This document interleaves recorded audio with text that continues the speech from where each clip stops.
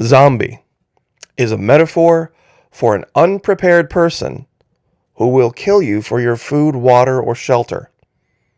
Now, 10, perhaps 20 years ago, I would have looked at this and agreed with it wholeheartedly. And for the most part, the idea is generally true. But in our modern world, given recent events, I think we have to modify this statement somewhat to make it more accurate.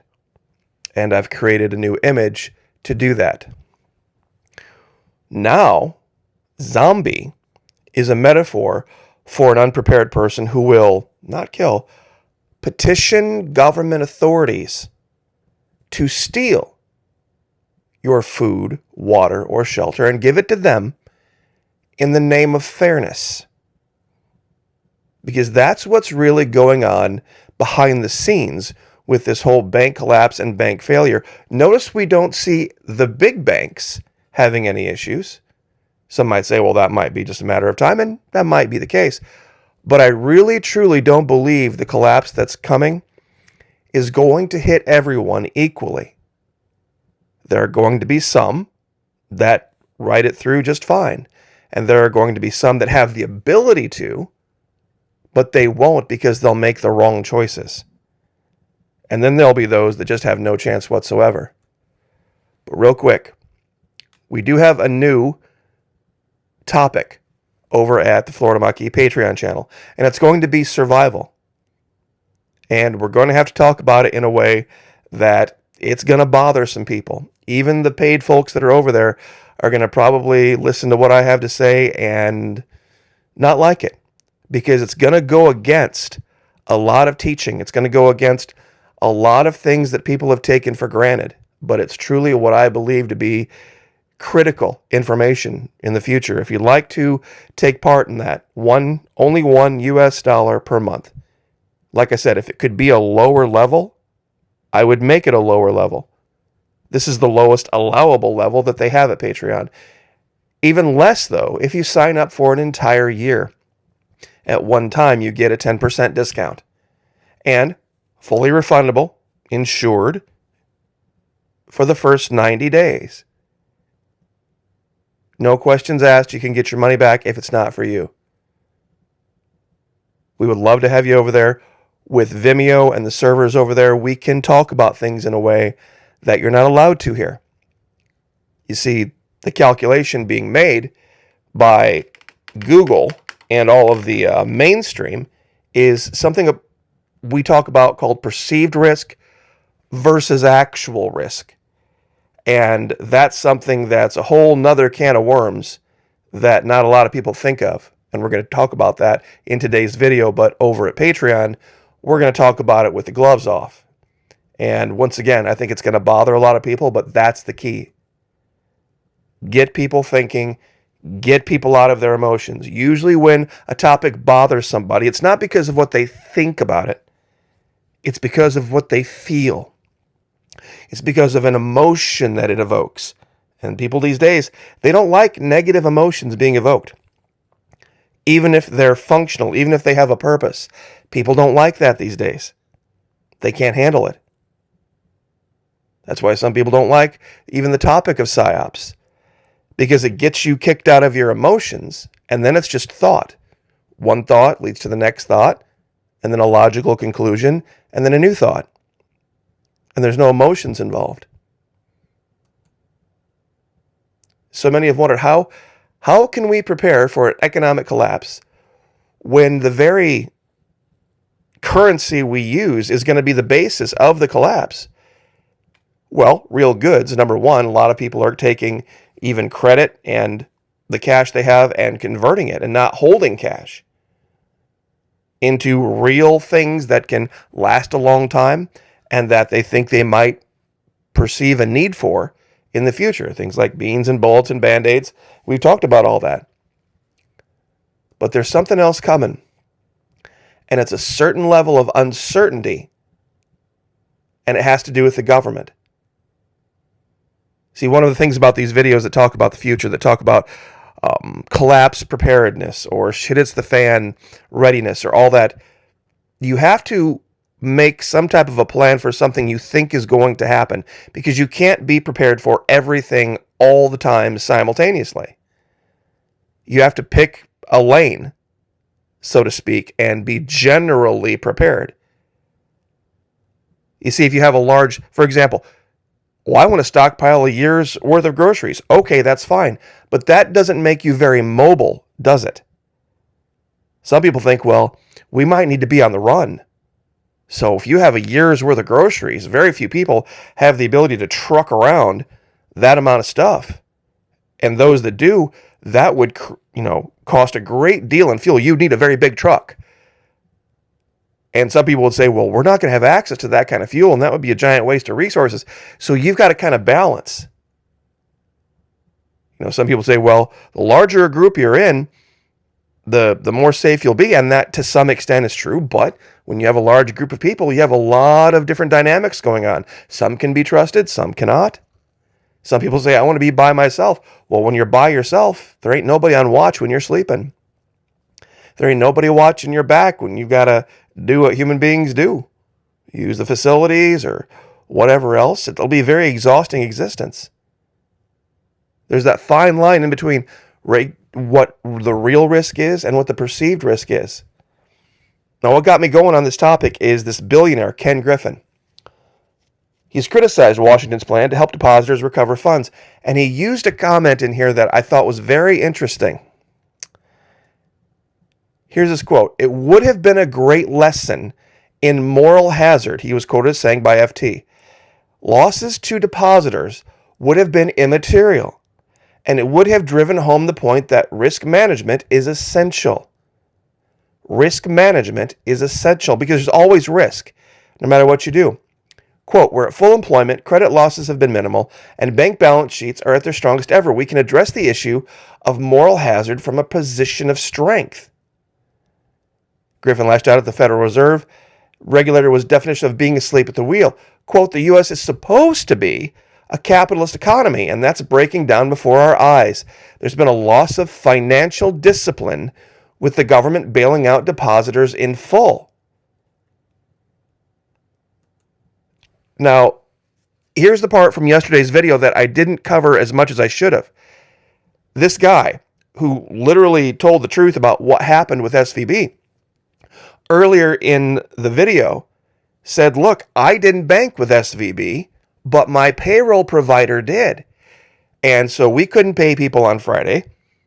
Our payroll provider partnered with JP Morgan, and by Monday morning, we were able to get everybody their checks. So in this particular case, JP Morgan is fine. SVB is not. So what do we see? We see a stark contrast in between who can be trusted and who can't be trusted. See, JP Morgan didn't make the same mistakes that SVB did. And JP Morgan's doing just fine. And I think we're going to see that a lot going ahead.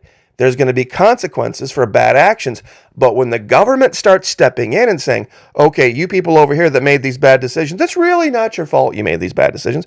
We're going to now interject ourselves into basically actuarial tables, which determine risk. Those of you in the insurance industry, down in the comments, please let people know what actuarial tables are. It basically is a little book of risk that if you're, say, a 19-year-old driver going to try to get car insurance, there's a table that's going to show that you're 19-year-old male, let's say, and you've gotten one speeding ticket, you're going to pay a lot for car insurance. Whereas that 63-year-old woman who hasn't had a ticket or an accident in 40 years is going to pay way, way, way less for probably a lot more insurance. Why? She's a lot less of a, pay attention here, perceived risk. Perceived risk. Now, how many of you out there are thankful that you grew up in a time when bad actions, risky actions, were met with consequences? And I'll let this image speak for itself. I grew up in this era that sometimes you didn't know what the risks were of the things that you did. But sometimes you did things you knew carried a great deal of risk, and sometimes you got caught, and you paid the price for it. You see, that's all gone away, and that's what's causing the economic uncertainty. See, if you can forecast things going down, you can make a plan to deal with that and survive it, or things go up for everybody. But when it's not for everybody, when it's this group over here might make it or might not, they might make bad decisions, but the government might bail them out. These people over here might make good decisions, but the government's not going to bail them out, so there might be more of a risk. You can't figure this out. And here's where, the part of the video, where it's going to bother a lot of people. Now, we're going to do kind of a PG-13 version of this here, and I'm going to ask some very difficult questions. Those of you that don't like difficult questions, probably a good time to tune out of the video. Uber and Lyft.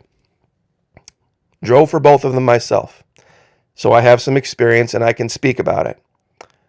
It's a fairly risky job. Depending on where you're at, there's more risk. I wouldn't do it in major cities. I was very lucky to do it here on the northeast coast of Florida, where it's a lot of tourism and a lot of very safe places. But even for a full-grown guy, full-grown man, it's still a very risky thing. You get 3 or 4 guys piling into your car, and they're all in different states of inebriation late at night trying to get home. You know, it's a bit of a balancing act, especially if they've had a bad night, good night, maybe a couple of them are arguing, you don't know. You know, you've got issues, and you're driving a car. Now, that's for a full-grown man. Actual versus perceived risk. You see, sitting back in Silicon Valley, you know, in their offices, not actually doing it, those who created those platforms really didn't have a good concept of the actual risk. They only had the perceived risk. Now, here's the question that's going to bother a lot of people. If you had a female member of your family, young female member, who was having financial difficulties, and they had a choice between doing 2 different things. One, on the left, go out at night and drive for rideshare and take the risks that are associated with, at night, strange men in different states of inebriation getting in and out of their car. A lot of women would think that's an incredibly risky way of doing things. Or, over on the right, behind a deadbolt, behind a lock, behind a security system, in the privacy of their own home, perhaps with a certain amount of ballistic security within arm's reach, they decide to open up an account on a platform like OnlyFans and perhaps expose themselves in different states of dress for different amounts of money, but in the security of their own home. Now, some are saying, wait a minute, Florimaki, I've been paying attention. I have been paying attention, and you are presenting a false dilemma. This is a logical fallacy, where there's only 2 choices. The person who's having the financial difficulty only has choice A or choice B, when we know there are far more choices. I agree. That's absolutely right. So instead of looking at it like choice A or choice B, look at it like a list. Meaning, choice A on the left, drive for Uber and Lyft, where you're out actually in the real world with people who are an arm's length away from you in different states of inebriation, or you're in the privacy of your own home, locked behind a bolt, locked behind another lock, and you got a security system out front, and you've got a dog, and you've got some, like I said, some type of a ballistic weapon within arm's reach to protect yourself. Which would you say would have a greater relative perceived risk versus actual risk to make the money? And instead of saying it's just either A or B, and those are the only 2 choices, if you created a list of options, which one would you list as a higher risk? Which one would you list as a lower risk? Meaning, which would you recommend more for the safety of the person versus the amount of money to be made? I'm not saying these are the only 2 choices. I'm saying, which one would you suggest if they came to you and said, these are my only 2 choices? I mean, other than you giving me money, you know, indefinitely to take care of my bills. These are the two choices I have right now. There might be others. Perhaps you find others, but if they said, which one would you rather me do for my own safety going forward? And they presented you with that choice. I'm not saying it is the only two choices. You see, this would be a very, very tough thing for some folks. Perceived versus actual risk.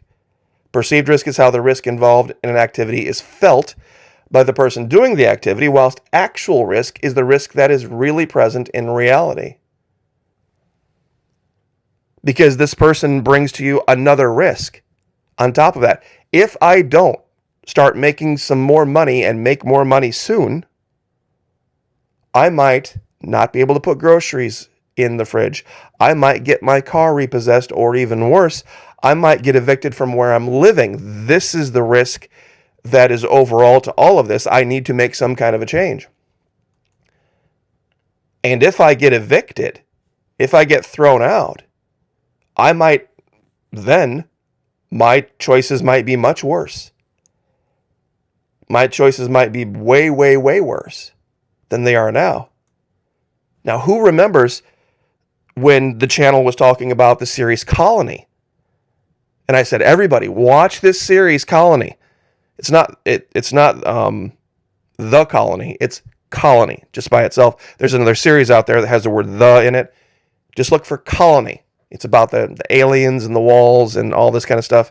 2016, 17, and 18 are the years. There's a character, Amanda Rigetti. She plays a single mom during this collapse event where insulin, very short supply, very difficult to get, has a son that needs it, has to do this risk-reward analysis in her life and do something that she would probably not have done in normal times because of the risk involved in running out of insulin. She was even cutting the amount of insulin that she was giving to her son to make it last longer. She ends up finding this guy, and yeah, he's married, and they were on the rocks, and she ends up romancing the guy simply because he has the ability. He's one of this chosen group of people that can get insulin in any amounts he wants to. So it's a very strange thing to see that a lot of people, I think, are going to be forced into decisions that are going to be morally somewhat questionable and they're going to make the morally questionable decision because if they don't, it might lead to them being forced into a much worse situation where the moral choices are far more stark. And here's a quote from Colony: "We live in a moment where we do what we have to do for the people that we love. The old rules just don't apply." Will Bowman, her husband: "I'm not the man I was. I learned you got to do things to survive in this world and make compromises." See, this is going to be the reality. There are going to be people that have no problems whatsoever because they're going to be perceived as a group of people that the government likes. And I'm sure a lot of you are going to agree with that. There's a group of people out there now that the government will make sure does absolutely fine. And then there's another group of people out there they want to destroy. And they have absolutely no problem going after your incomes, going after your livelihoods, going after your places of business, going after all the things that you want and value in this world, to either get you to change your mind and acquiesce or just be quiet. This is what's really going on. See, it's not going to be this easy. It's not going to be the us, we're the survivors and huge group of zombies over there, and they're going to come do this. It's not going to be that easy. It's going to be a lot cloudier. They're going to make you look like the bad guy. They're going to make you look like the zombie. That's what's coming. And that's what we're going to see very, very soon. And that's why you'll see a lot of us, like Patriot Nurse and other channels, truth channels, trying to build arcs, small crowd-funded arcs over at places like Patreon, because that's really what it is. It's an arc that gives us the ability to continue to move forward and continue to speak. Because the enemies are insidious. They're not going to come out right in the open and attack. They're going to do it in very surreptitious ways. They'll mess with your income. They'll mess with all your values. They'll mess with everything. And say, well, you can, do this or not do that or stay. Anything that you would do in the world that would have any kind of influence or make any difference, they want that shut down. They want to be the only voices so that they can pretend that they are the voice of everyone. Let me say that again. They want voices like ours to be quieted and to be silenced so that they can promote and amplify their voices, and then by that make the allegation that they're really the majority when they're truly the minority. That's what this is really about. So like I said, humbly, thank you to everyone who's joined us at Patreon. I very, very much appreciate it. More than you know. It's only $1.